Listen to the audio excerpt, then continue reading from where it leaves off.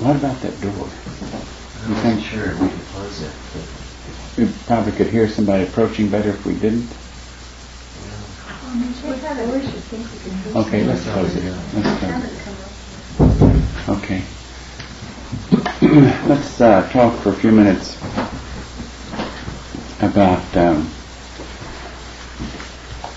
application of technique of change, becoming a new creature.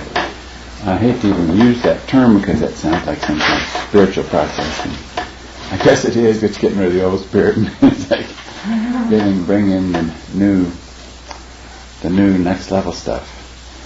It was interesting to me that in the night I was, I told you in last night's meeting that I thought that next level mind probably had the shape of arms and legs and the image that we think of. Is that the mic? Yeah. I'll try to keep my hands off of it.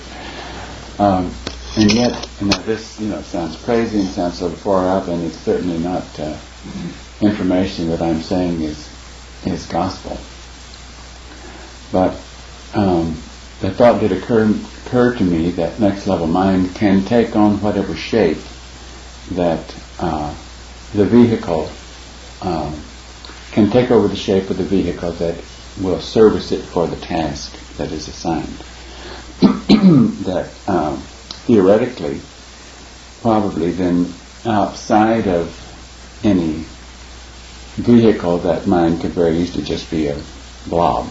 Could just be if it wasn't into a vehicle to function according to the mechanism of the vehicle. Of course, part of the mechanism of the vehicle is, just as a computer has certain hardware, certain software, just like the human animal that we're occupying now has a brain that has certain limitations, certain capacities, the electrical system of it.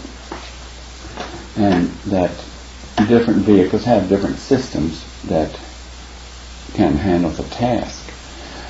So the reason, I guess, that was given to me is because it helped me understand that when what we identified T as, because in the time that those who were in the class associated with T in a physical vehicle, we pictured T as the vehicle that she was wearing, that T was wearing, because the vehicle was she, T certainly wasn't she. And yet, the picture I had that when the allotment for the amount of T that was to be given away or taken. In other words, I take from T. This is, when you take nourishment from your older memory, you actually take the mind. It goes in and it fills you. It's the mind, it's stuff that comes through me, and there's an allotment of that mind for this task, like there was an allotment of that mind as far as what was assigned to T's vehicle. Now, I don't necessarily know that all that was in T's vehicle at any given time was all of that allotment, or that if T could draw up on certain amount of other allotment, but when that allotment ran out, then that was all there was for the allotment of that task. But that allotment that was given was not T at all. It was just that little portion of T that was allotted for that task that we identified with. So if there was a little of T left at the time that the vehicle collapsed, then that little blob just went and added back to the blob that is T. Do you follow what I'm saying? And would probably have been enough of a blob to add to the vehicle that was T to have in it the memory of the task. So that then because T used to always say that that there was part of T in the spacecraft, or there was part of T and O in the spacecraft. So it helped. This also, this is kind of corny, but a bunch of Jesus' disciples left him when he started saying, unless you drink my blood and eat my flesh, you will not enter the kingdom of heaven. And it was unless you take that mind, unless you use it as nourishment, unless it becomes a part of you, unless it's the building blocks for your own mind, your possession. It's not really yours, it's next level mind, but it's yours for the time that you have it within your keeping. And like we spoke of last night, unless you abuse it and it is taken from you. What's funny is even when it is taken from you, there still remains a memory even in the hardware of what was there. And like there's some students now that were in the classroom for an extended period of time and are not in the classroom, and yet they're plagued by what is still in their memory bank. It disturbs them because they even know that they knew it was right and that they knew that it was true, and they try to get rid of it because in order to be comfortable in the world, they don't like to be plagued at this being true, because there's conflict, of course, to go back and get comfortable in the world. Some of you know what I'm talking about. Okay, let's talk about the technique a little bit of expelling mind that is not compatible, mind that we have to abort in order to receive more mind. By the way, I felt like I gave a lot away last night. Now, I couldn't have given it away had you not drank it, had you not pulled it in. And in other words, I was trying to give it away, but you took it. And I could feel that a great deal of it was taken from me. And that makes me very, very happy for you, because the more that I give away, the closer I'm getting to the completion of my task, and the more you're becoming products that can be viable, or individuals that can be viable and not need to worry about losing your life. As long as you're hooked, when you can stay hooked on the next level, and that's all you want, and you're hooked on your older members, and you're hooked on others who are doing this, and there's such a bond there, such a new grafting that has taken place, and you're hooked, then you're in an excellent position to grow very quickly and to receive a lot. And you, sorry.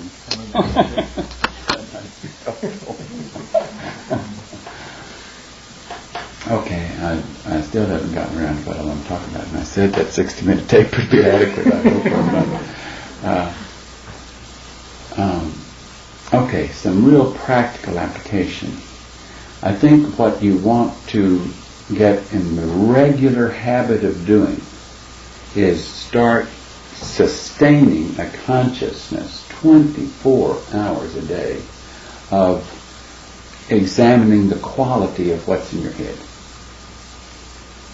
Examining are the thoughts that I'm thinking compatible with my older member's mind? Are they thoughts of the next level, or are they thoughts of the world? In other words, is it a mixture that's all in water and doesn't mix? And therefore, in other words, examine what is in your mind. Examine what is in the impulses of the animal that you're wearing. So, and this can be done, this primarily has to be done in your silence. It doesn't do any good. You don't have to go sit and, twiddle your thumbs or be in a meditative state. But it's whatever you're doing, wherever you're going, whether you're doing Fiber Lab or Vital Signs or working in the Consuming Lab, if you will examine the quality of the thoughts that are passing through your head and make a habit of examining them, and sorting them out. This is appropriate, this is inappropriate, and aborting those things that are not. Now, how do I abort?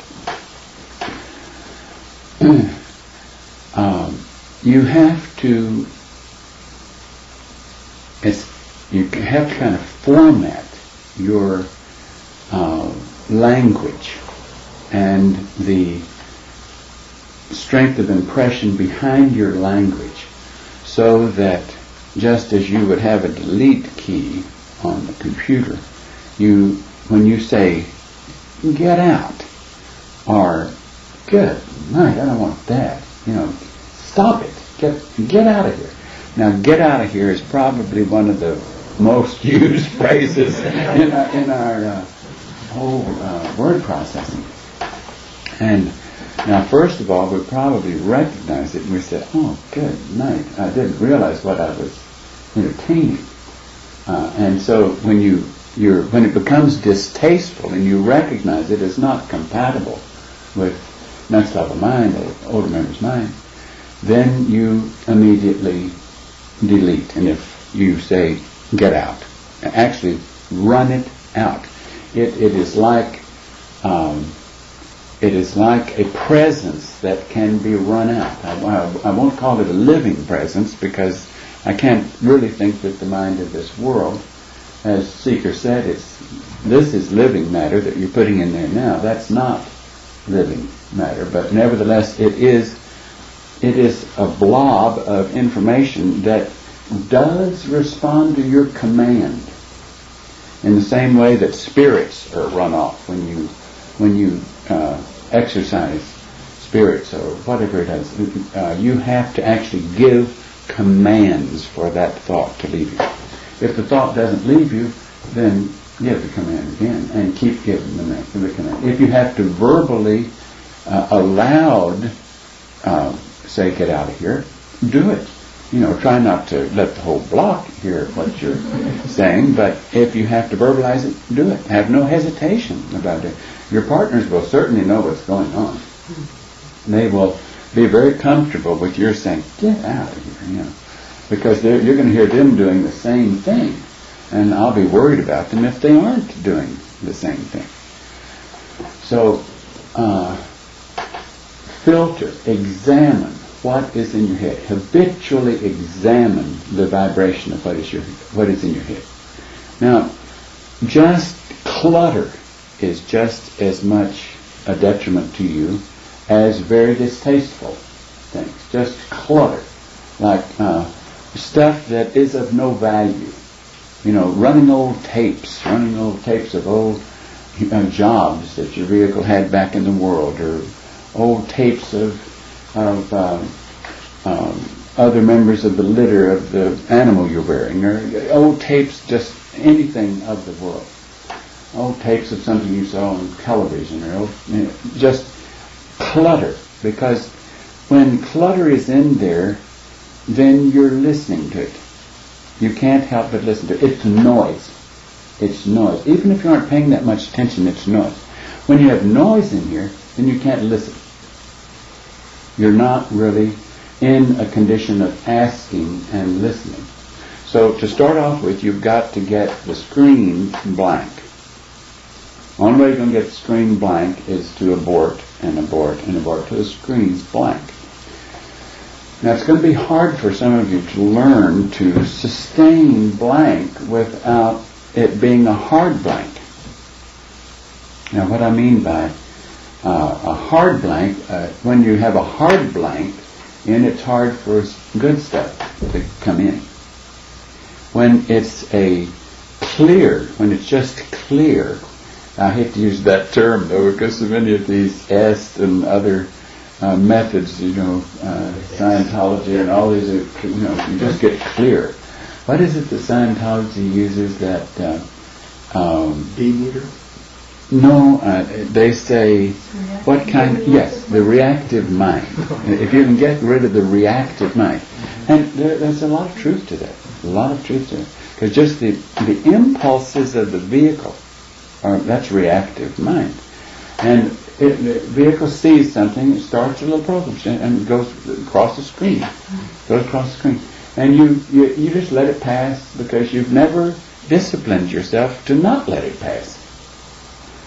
And so you have to keep examining that screen. Is there clutter in there? Is there garbage in there? If it isn't distasteful, is it just unnecessary? Because I can't really be in a position where I can ask for things and expect to begin to get answers if I have clutter there. Eyes are a major aspect of control with the brain. Control of the eyes. When your animal that you're wearing was out in the world, it was free to look at anything, and we humans do not discipline what they let it look at. Some are more invasive, and it's staring even to the point of embarrassing others because people are aware that they're staring. Others will glance out of the side of their eye, and by the quality of the glance that the thought wasn't too desirable of a thought. But controlling the eyes, learning to, when the eyes, believe it or not, will go to something that the vehicle is attracted to without giving you any signal. There is no signal there, just the eyes will go to it. And suddenly you think, what in the world are you going to that for? Because the animal is just responding that way.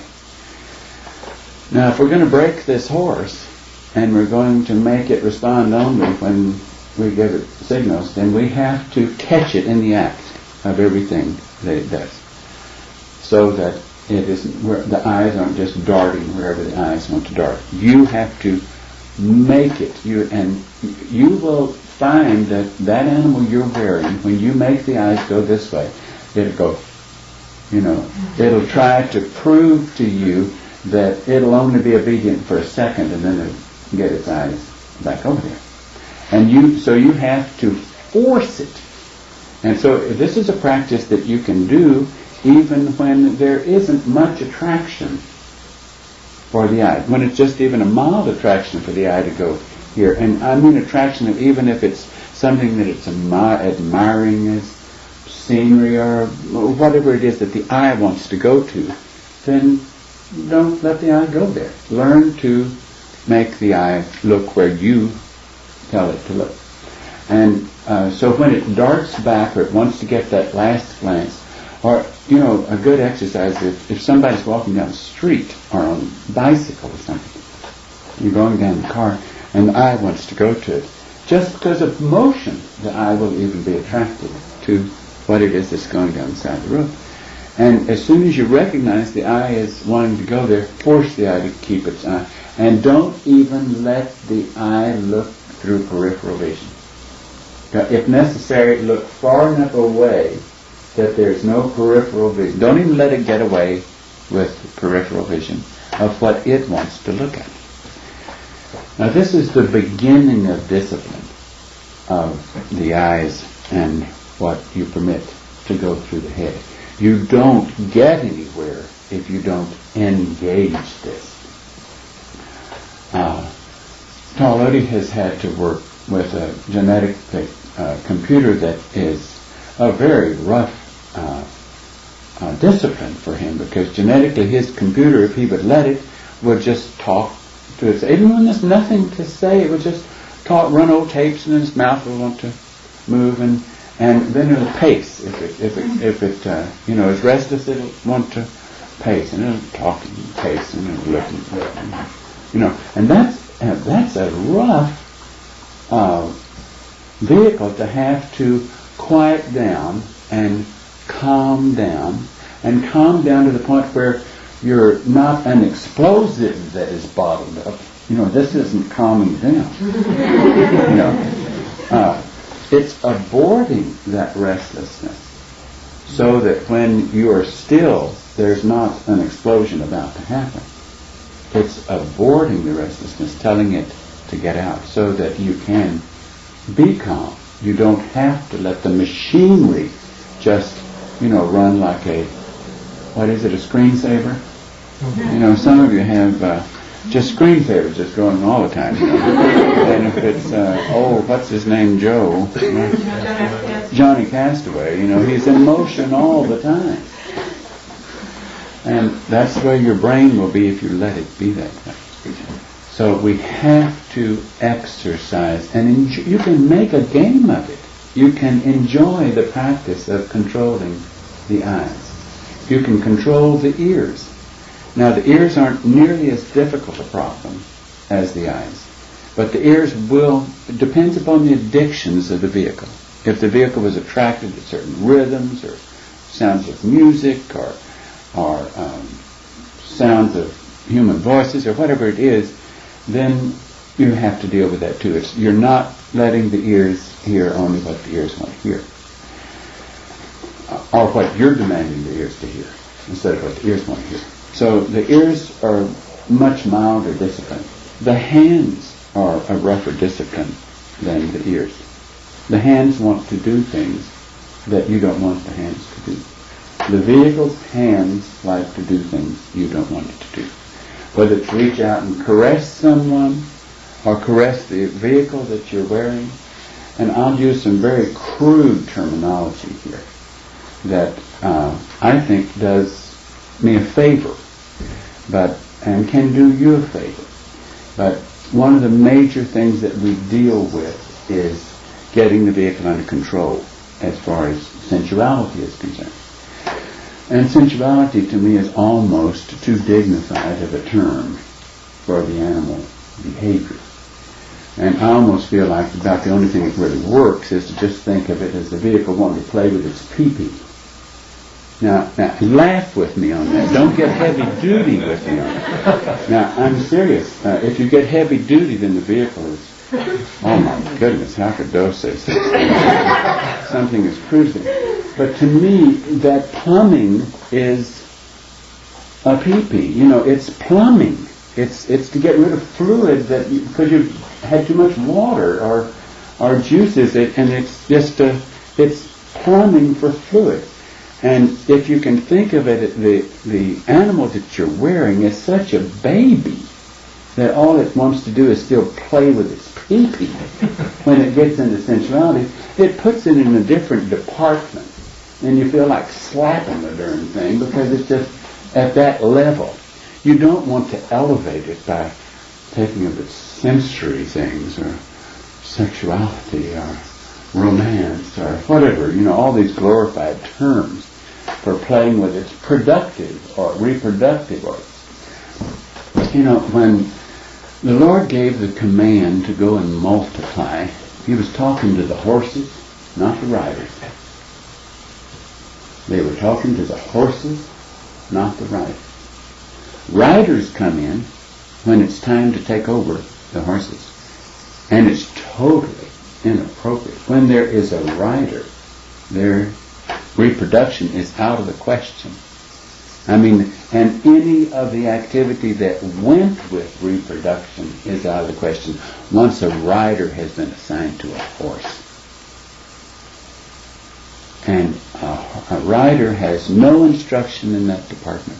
None. It is insulting to the rider to think in the thoughts of reproductivity or satisfying the senses by activity that was pornographic to the next level to begin with. One of the worst things that Luciferians even brought into this world was changing reproductive activity into hedonistic activity, just satisfying the senses. And now even churches are putting out books upon the value of masturbation and things of that. I don't know if you're aware of it, but the Lutheran Church recently put out a manual on, I don't know, there's several Lutheran churches, the Missouri Synod and this and that, and I don't know what all they are. But when I read of that, I was appalled that they could think that something of that was of value. Now, as a value as against what? I don't know what the alternative would be. But for us, now don't get heavy duty on me, don't get serious on me. Keep this as what it is. Keep it as childish, as trite, as beneath you activity. don't. If you get serious, then you can easily be victimized by thoughts of that nature. It is animal behavior. Well, when you see an animal, do you get heavy and say, "Oh my goodness, an animal"? You know, if a little cocker spaniel, comes up and looking at you, say, "Terrible vibration animal." So, I mean, it's silly. It's just a little puppy. And if you would treat this animal that you're wearing as that its impulses are just silly and ridiculous and beneath you, and when it tries to respond that way, then you just go right to its information center and say, "Stop it! I'm not going to permit that behavior. I'm in here. I'm in here. I'm the rider here, and you do only what I direct you to do." And that kind of behavior is totally inappropriate. Now, it will challenge you and challenge you and challenge you until it knows you meant what you were saying. And you have not gotten anywhere in that particular department until it knows you mean business. When you participate in the kind of drunkenness that, now I mean literal drunkenness, the act of reproduction, the act of a sensuous act, lowers your vibration right down to animal level. Any decent mind that was in your package had to abort to even permit you to do that. And the recovery time from that act, after you have permitted yourself to participate in that animal act, is a difficult recovery time. So the faster you get a hold of this and learn to do whatever it takes to get a hold of it. I mean, let's say you're attacked in the middle of the night. Don't get heavy-duty about it. But if it's trying to attack you and you're tentatively getting heavy-duty about it, go wake up your partner and say, "Partner, sit up here and talk to me," or let's go read together. Let's link a note together. Let's do something. Help me out here. I'm just about to lose control here. I don't know what's going on with this stupid animal I got here that wants to keep my thoughts preoccupied in this nature. And because this act is as difficult of an addiction as any heroin or morphine or any drug that you can think of to break, if your vehicle wasn't accustomed to participating in this to any significant degree. So, and that's what causes such an addiction, because the vehicle likes the buzz, even though it was never intended to be designed for that. So we're not going, this is, as far as I can tell, I hope I don't have to repeat this kind of discussion, because I don't like, to me it lowers my vibration to talk about these things with you. And I'm sure it's lowering yours because of the thoughts that flash through your mind when I have to talk about these things. But I want you to learn that if you can stay light, if you can consider it ridiculous and keep it beneath you, you can consider it a puppy activity that why would you want to do what the puppy wants to do? I mean, are we that low that we have to let the puppy tell us what it wants to do? And that we then have to struggle to return to the vehicle that the puppy has just knocked its thermometer down to, nothing's in there's no mercury in the tube, just because of what we let the puppy do. Okay.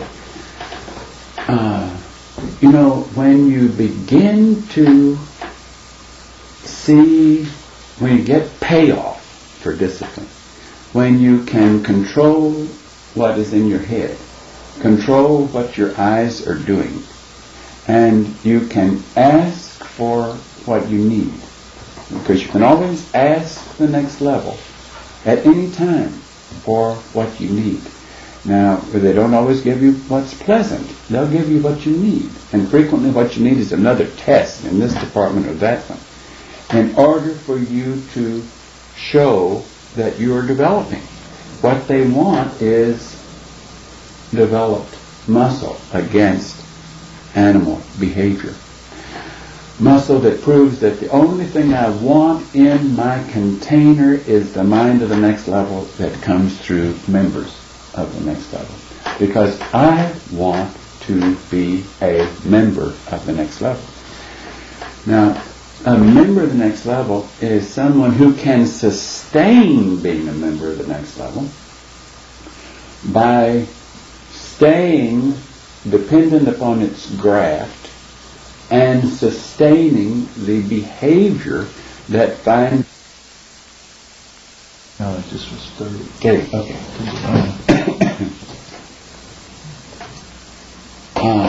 That one thing you have to work so hard at is the old habit. When you're in the human world, vehicles are in the habit of putting forth one face when they're with their loved ones, or they're with their teachers, or they're with at the church, or wherever. They put forth one face. And then when they're off by themselves, there's another face. Or when they're with somebody that they like to gossip with, then there's a third face. You know, all this little pettiness that goes on. And then if they're off in their closet or in their bathroom and they like to play with their silly vehicle, then there's another face. And you've got to be one face. You've got to be just as close to your older member.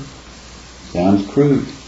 When you're sitting on the pump, or you're bathing your body in the shower, just as close to your older member, that your older member would be just as pleased with the way you're treating that task you're doing right then.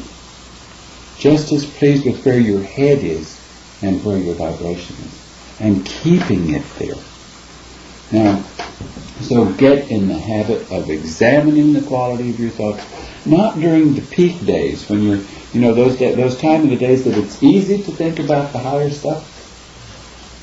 We all have times of the day that it's easier to think about the higher stuff.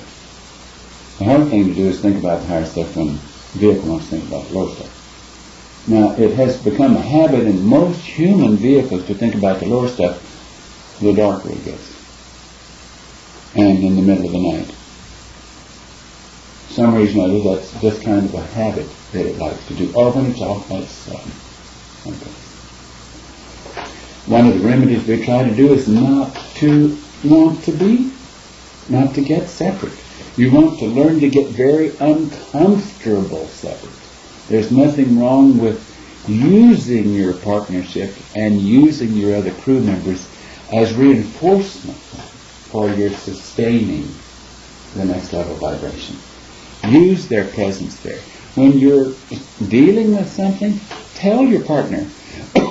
Your partner should be telling you, and you should be telling your partner, if you see anything about me that is not next level ways, I want to know about it.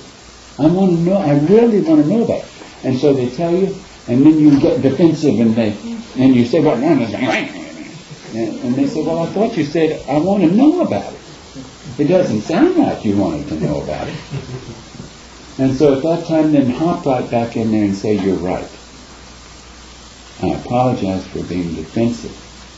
That was the animal talking. I'm glad you told me, because you wouldn't have told me had there not been some truth to what you were observing. And I'm put to the test. I don't want that which you're bringing up to me. So depend upon your partners and depend upon your classmates, and it is your duty to comply with their requests and their wishes when your partner asks for help, and tell them. Don't just say, well, I'll tell them maybe tomorrow or the next day when they're a little better frame of mind. You've lost 2 days. When they're in a better frame of mind, there's no progress that gets made. When I'm in a good frame of mind, there's no work to accepting help. When I'm being helped and it's hard for me to accept help, and I change in order to be accepting of that help, turn immediately and apologize to them for my poor response and thank them for it, then I'm making progress. Change is occurring.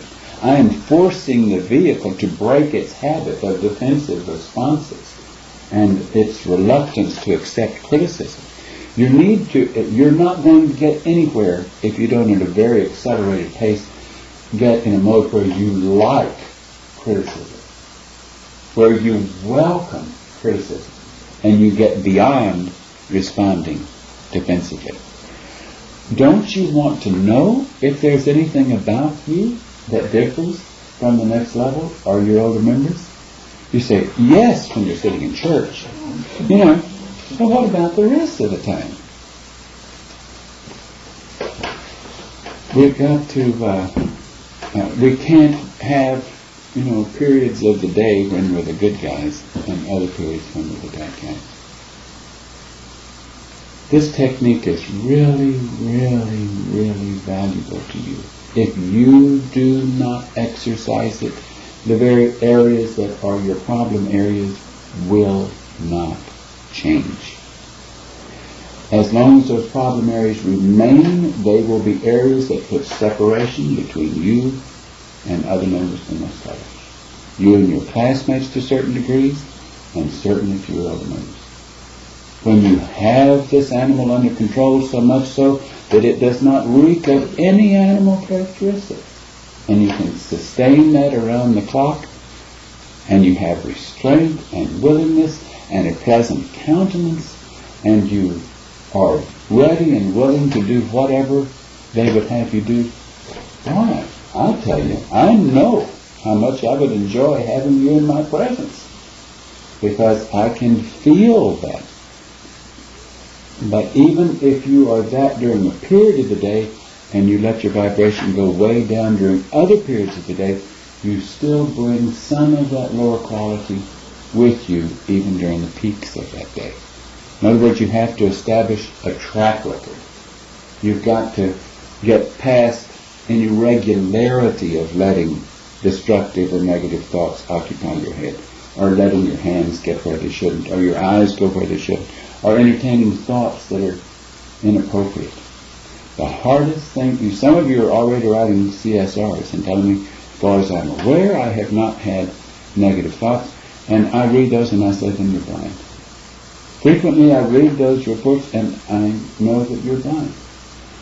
You're not saying that, you're not lying to me, but you're not even aware of how much negative thought that you have that is still negative, because it's not as negative as it used to be. So your new measure of it is that I'm not aware that I've entertained negative thoughts. I entertain negative thoughts. I fight negative thoughts. Every day, all the time I fight negative thoughts. But don't forget, my microscope is 10 times more powerful than yours. And I keep it right down as low as I can get it with the most magnification. And that's what you're trying to do. You're trying to increase the magnification upon the characteristics that still try to be present with you that differ from the next level. So spend time, several times a day, reviewing techniques, filtering out, learning to sort out what am I permissive of in my head. Clutter, old tapes to run, imagery, things that are animal, that are of this world, not of the next world. Am I comfortable remaining calm? Can I be comfortable? Can I be pleasant? And can I be alert and keen? Or am I only alert and keen when I'm so hyper that all kinds of static is coming through my head? You don't want to be so subdued in your calm that a bit of tiredness can come in, or laziness, or slovenliness. You can stay keen and alert and pleasant without being too much one way or too much the other. Okay, that's all I'm going to do. This is the extent of this little meeting. I know you have time, and which many of you will at times, when you're fighting battles of doubt and battles of is this just another bunch of poppycock or another religious approach, and And, Doe's well-meaning, I'm sure T was well-meaning. No matter what form your doubts can come to you, because doubts used to attack T and me probably more than the students, because we didn't want to have anybody on the trip. We didn't want to. We were to mislead anyone or be the instruments of misleading someone. So we were constantly doubting ourselves. And then, but even when we would listen to that doubt of being right down to nothing, that nothingness still said, we cannot do other than this. This is all there is to us. That if this is not reality, then as far as we can tell, this is as close to reality as we can get. That this is, now I'm talking doubt. This is not in the way my mind, the word processor works. But at lowest moments, it's like there is nothing else at those lowest moments. This is like you can scream to the next level and say, if there is. Now, I'm afraid T and I still scream to the next level. We didn't scream to, call some other creature in to try to lead us astray. Of course, the next level very safely took us through this, because they had us examine every concept that you could get sidetracked on, every concept that you could get hooked on along the way, whether it was every religious idea, every Eastern religion, every New Age thing that you could possibly examine. We went into in earnest and practiced everything we could think of to practice, and at a very accelerated pace learned, this isn't it. This is not what I'm after. It's a dead end. It doesn't lead me there. So wherever this finds us, this is where we must put our whole effort. And when you get to that point, then the influences don't like it when you're at that point, because they know they can't have you. That the worst thing they can do to you is maybe have you weakened for a period, have you down to the place where all you're saying is, well, I don't care. I don't care what exists. This is if I have a chance, this is my best chance. If there is a chance for me to be of some service to whatever there is, otherwise I have to believe there is not. I have to believe that a totally agnostic view, a completely, this vehicle used to spend a lot of time with Unitarians and associated a lot and worked in Unitarian churches,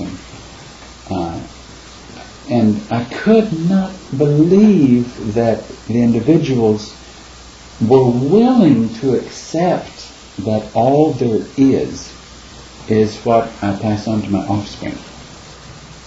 That the only extension of me is what goes on in that offspring, and that is all there is. And that when this life is over, I can say, well spent, I did the best I could do as a good humanitarian, bye-bye. I couldn't buy that. Not in my wildest dreams could I buy that. I could not believe that. To me, all I have to do is go an observation window and surgery and see what's going on with, even as a doctor, works on a human vehicle and see the absolute magic of even this crude animal they're wearing, to see the kind of invention that it is. And I can't, in my wildest dreams, believe that just happened. It just happened, not by design, not by some department in some level greater and higher than human. Now I know better. I know better. I can't deny things I know even at my weakest moments. I can't deny them. So, I hope this has been helpful to you in what you might have to deal with. Sometimes all of these things just seem like fanciful ideas, when maybe what you deal with the most is just the pangs of the vehicular separation from the other parts of its plants of the vehicle, or the pangs of old indulgences that used to give certain satisfaction, or the pangs of just not, of the fun of just running wild, how much fun it was to just run wild, instead of being a part of a unit that functioned as a unit. That's a big adjustment, to function as a unit. Particularly when you've worked so hard, some of you in the world, to learn to not let others impose upon you, and you finally become independent, and then you become of something that doesn't want independence. Even though next level won't let us get rid of a certain degree of volition or choice of will. And therefore we, even though we would like to be totally dependent, next level says, next, that would mean you don't do any work on your own. You don't do any overcoming on your own. Okay. Yes, go ahead. Is this a good time to ask a question about? Yes. The Devotee was talking about a hologram analogy of this planet and possibly, this universe as being a kind of a hologram, like what was in one of those Star Trek movies where they had a whole civilization or a whole, I think it was a planetoid that had a whole community that was a projection from this machine. And I'm trying to get that straight in my head. Well,